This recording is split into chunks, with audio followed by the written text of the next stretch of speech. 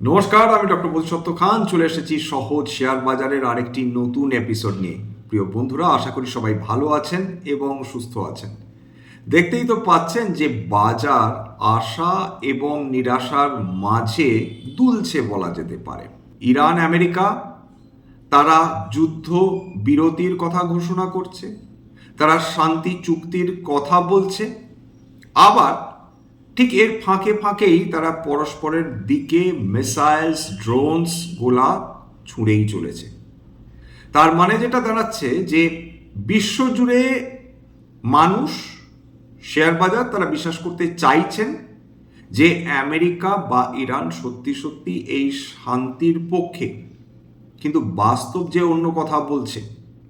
বাস্তব বলছে ইরান এবং আমেরিকা তারা এই খেলাটা, অর্থাৎ পরস্পরকে খুঁচিয়ে যাওয়ার খেলাটা চালাতেই থাকবে। বিগতকাল এই ঘোষণা হলো যে ইরান তারা আপাতত শান্তির পথে এগোচ্ছে, স্ট্রেট অফ হরমুজ তারা খুলে দিতে চলেছে phase by phase. Strait of হরমুজের মাধ্যমে বা স্ট্রেট অফ হরমুজ দিয়ে বিভিন্ন তেলবাহী এবং গ্যাসবাহী জাহাজ যাতায়াত করবে। খুব ভালো কথা। আজকের ভোরবেলা থেকে আবার নতুন গন্ডগোল শুরু হলো, অর্থাৎ যে খবর আমরা পেলাম সেখানে দেখা গেল যে ইরান তারা নাকি আমেরিকার 3টে যুদ্ধ জাহাজের দিকে ড্রোন এবং মিসাইলস ছুঁড়েছে, অর্থাৎ এটা ডোনাল্ড ট্রাম্পের বক্তব্য। অন্যদিকে ইরানের বক্তব্য অনুযায়ী আমেরিকা তারা তাদের বিমানের মাধ্যমে বিভিন্ন বন্দর উপকূলবর্তী যে শহরগুলো রয়েছে বা বন্দরগুলো রয়েছে সেখানে তারা বোমা বর্ষণ করেছে।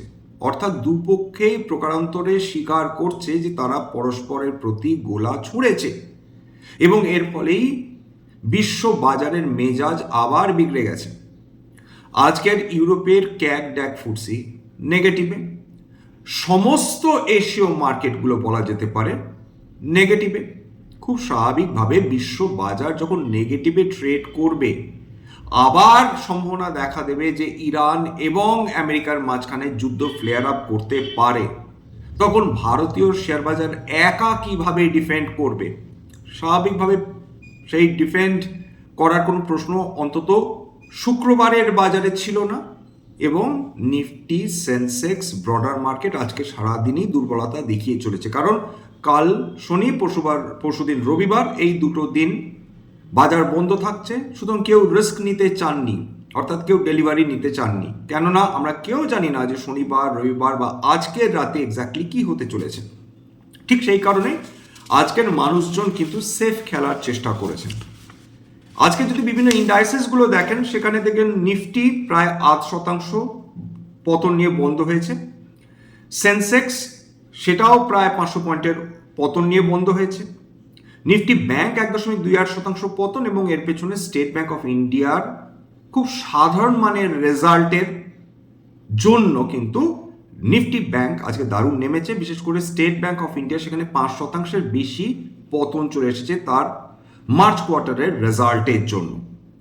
নিফটি অটো হালকা পতন, নিফটি ক্যাপিটাল গুডস হালকা পতন, কনজিউমার ডিউরেবলস ভালো ফল করেছে, আজকে 2% উত্থান। এছাড়া অয়েল অ্যান্ড গ্যাস আজকের 1%-এর উপর পতন। রিলায়েন্স ইন্ডাস্ট্রিজ সেই যে বিগত কয়েক সপ্তাহ ধরে ক্রমাগত দুর্বলতা দেখিয়ে চলেছে, সেটা এখনো সমানভাবে সেই ধারাই কিন্তু বজায় থাকছে, কোনো রকম পরিবর্তন হয়নি।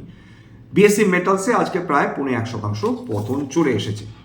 দেখুন, বিভিন্ন যে রেজাল্টসগুলো এসেছে তার মধ্যে এসবিআই এর রেজাল্ট বিশেষজ্ঞরা বলছেন হতাশাজনক। কারণ যদিও year on year net profit 6% বৃদ্ধি হয়েছে বটে, এবং সেটা বেড়ে দাঁড়িয়েছে 19,684 কোটি টাকা, কিন্তু যেটা এস্টিমেটেড যে প্রফিট ছিল সেইটার ধারে কাছে পৌঁছাতে পারেনি না স্টেট ব্যাংক অফ ইন্ডিয়া। তার ফলে আজকের শেয়ার দর প্রায় 5%-এর উপর পতন দেখে ফেলেছে।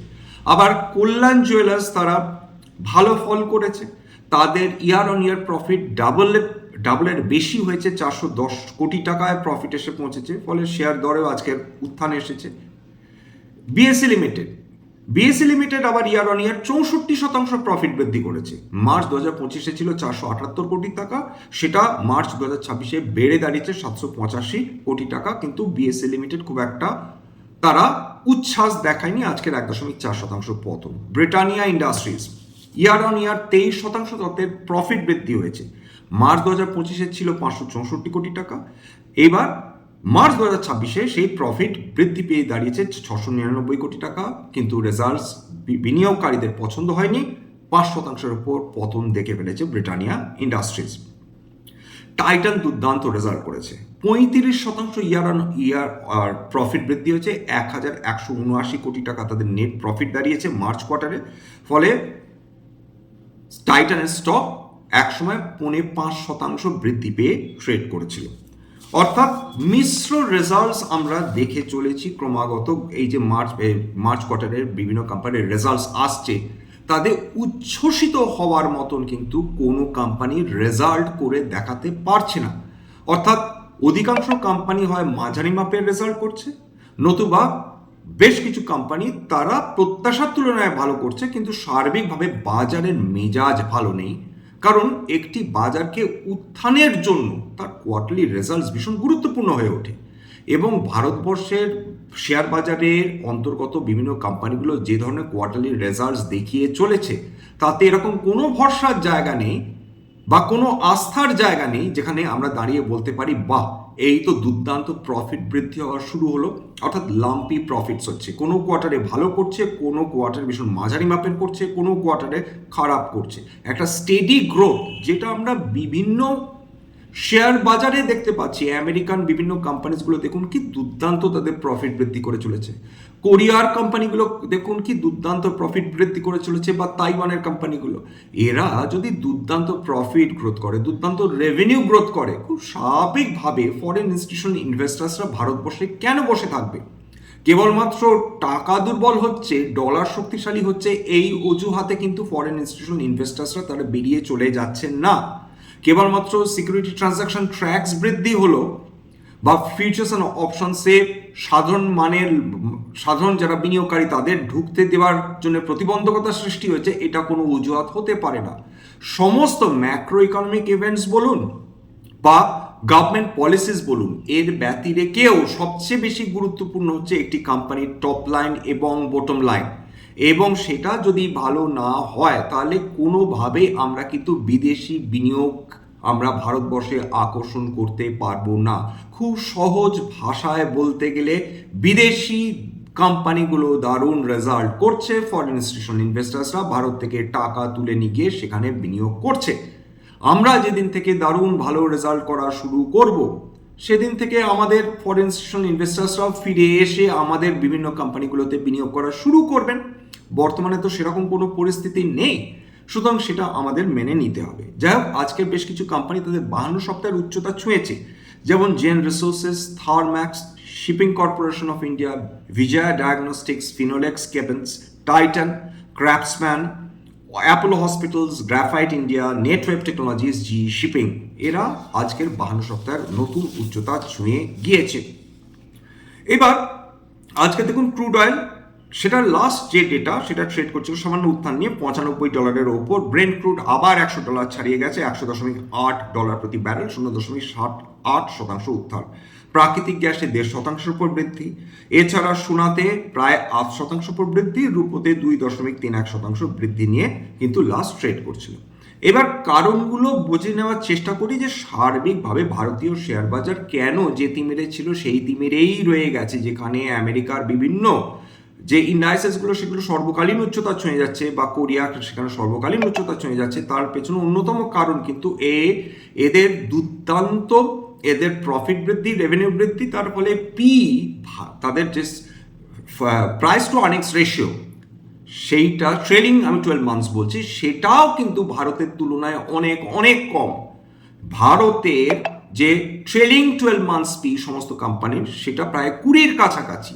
অন্য জায়গায় সেখানে কোরিয়া 8%, আমেরিকা ভারতের থেকে অন্তত ট্রেলিং প্রাইস টু আর্নিংস পার রেশিও অনেক কম।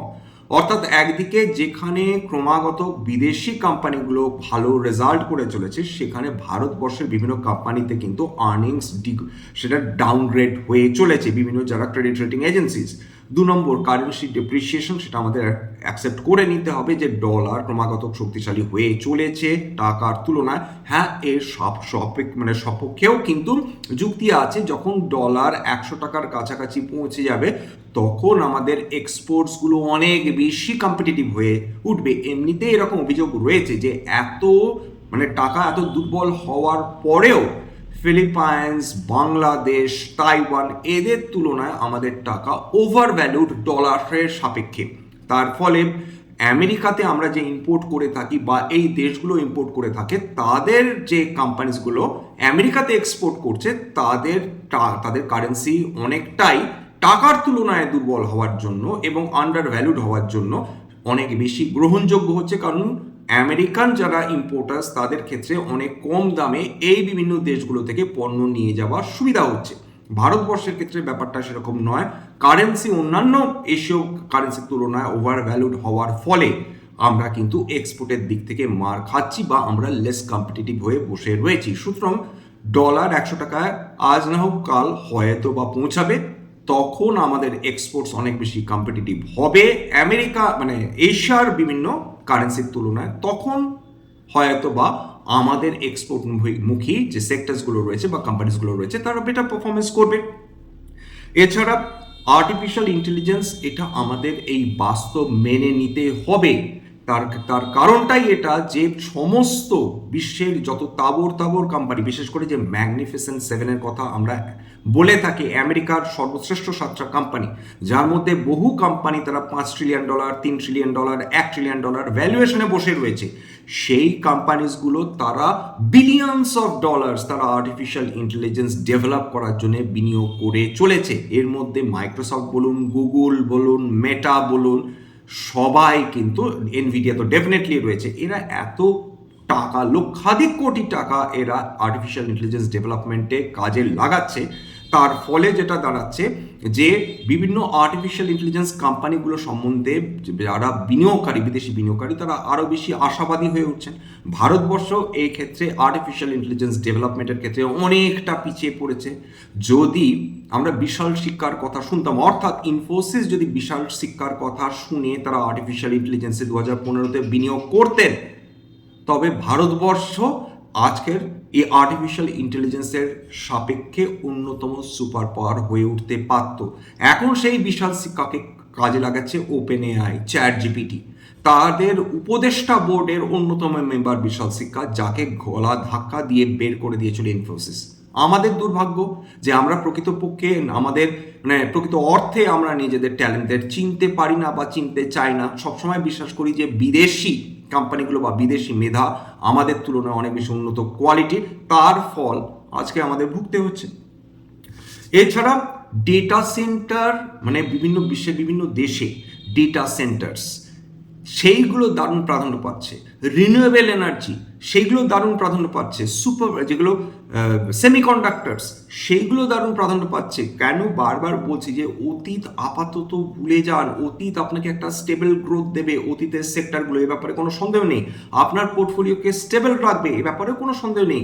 কিন্তু আমাদের ভবিষ্যতের সেক্টরগুলো ভাবতে হবে যে ভবিষ্যতের সেক্টরগুলো তো এইগুলোই, সেমিকন্ডাক্টরস, আমাদের electric vehicles, renewable energy, data centers, এরাই তো আর্টিফিশিয়াল ইন্টেলিজেন্সকে ইন্টিগ্রেট করছে, আর্টিফিশিয়াল ইন্টেলিজেন্সকে সহায়তা করছে। কারণ artificial intelligence huge energy consume করে, আমাদের পাওয়ার সেক্টর বুম করবে। তার কারণটাই এটা যে আর্টিফিশিয়াল ইন্টেলিজেন্সের চাহিদা দিনের পর দিন বৃদ্ধি হতে থাকবে। আর্টিফিশিয়াল ইন্টেলিজেন্সের হাই কম্পিউটিং পাওয়ারের জন্য আমাদের ডেটা সেন্টার্সের প্রয়োজন হবে। ডেটা সেন্টার্সকে চালাবার জন্য রিনিউয়েবল এনার্জির প্রয়োজন হবে। অর্থাৎ সমস্ত কিছুর সঙ্গে সমস্ত কিন্তু ভীষণ ইন্ট্রিকেটলি লিঙ্কড। সুতরাং এই সেক্টরগুলোকে কোনোভাবেই অগ্রাহ্য করা যাবে না। সেটা তো ডেফিনেটলি আপনারা বিভিন্ন সেক্টরাল পারফরমেন্স দেখে বুঝতে পারছেন। আজকের হয়তো বা আমরা জাস্ট স্টার্ট করেছি, কিন্তু এরা আমাদের ভবিষ্যতের পিলার্স হয়ে উঠবে। এদের ওপর ভিত্তি করে কিন্তু আমাদের অর্থনীতি চলবে। বলতে কোনো বাধা নেই যে বিগত 30 বছর ধরে আমাদের ইনফরমেশন টেকনোলজি সমস্ত প্রেশার তাদের নিজেদের ঘাড়ে তুলে নিয়ে এগোচ্ছিল।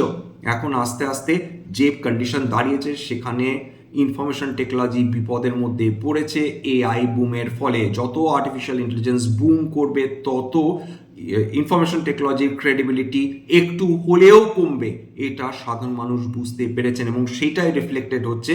যদি আপনারা নিফটি ইনফরমেশন টেকনোলজি যদি ইন্ডেক্স দেখেন, সেখানে 20% উপর কিন্তু মাত্র 4 মাসেই অলরেডি কারেকশন হয়ে গিয়েছে। সুতরাং অতীত থেকে তাকানো খুব ভালো। ইতিহাস আমাদের বুঝতে হয়, আমাদের জানতে হয়, কিন্তু তার সঙ্গে ভবিষ্যৎকে অগ্রাহ্য করে চলবে না। যে শিল্পী তিনি ছবি আঁকেন, তিনি ভবিষ্যৎকে দেখে ছবি আঁকেন, তিনি কল্পনার মাধ্যমে ছবি আঁকেন। সুতরাং সেই সেক্টরগুলোকে আইডেন্টিফাই করা আমাদের অত্যন্ত দরকার, যারা ভবিষ্যতে আমাদের নতুন একটা ছবি আঁকতে পারবে, যেটা আমাদের ইকোনমিকে দারুণ বুস্ট আপ করার ক্ষমতা রাখে। যাই হোক, এখানে শেষ করবো। আশা করি এই এপিসোড আপনাদের ভালো লাগলো। যদি এই ধরনের এপিসোড আপনাদের ভালো লাগে, প্লিজ একটা লাইক দেবেন, প্লিজ সাবস্ক্রাইব করবেন, এবং যদি সত্যি মনে হয় আমার বাঙালি ভাই বোনদের জীবনে একটুখানি ভ্যালু অ্যাড করতে পেরেছি, প্লিজ নিজের গ্রুপে শেয়ার করে দেওয়ার চেষ্টা করবেন। এবং এটা কেবলমাত্র একটা এডুকেশনাল চ্যানেল, এখানে কোনো ধরনের কোনো শেয়ার বা কোনো অ্যাসেটে buy sell, recommendation, suggestion, advice এমনকি ইনফ্লুয়েন্স করার প্রচেষ্টা নেই। আমার কথা শুনে যদি কোনো শেয়ার বা কোনো অ্যাসেটে বিনিয়োগ করেন, ক্ষতির মুখোমুখি হতে পারেন। সুতরাং সবসময় একজন সেবি রেজিস্টার্ড ইনভেস্টমেন্ট অ্যাডভাইজারের পরামর্শ নেওয়ার চেষ্টা করবেন বা নিজের ডিউ ডিলিজেন্স করবেন, সেক্ষেত্রে আপনারা উপকৃত হলেও হতে পারেন। আজকের জন্য নমস্কার।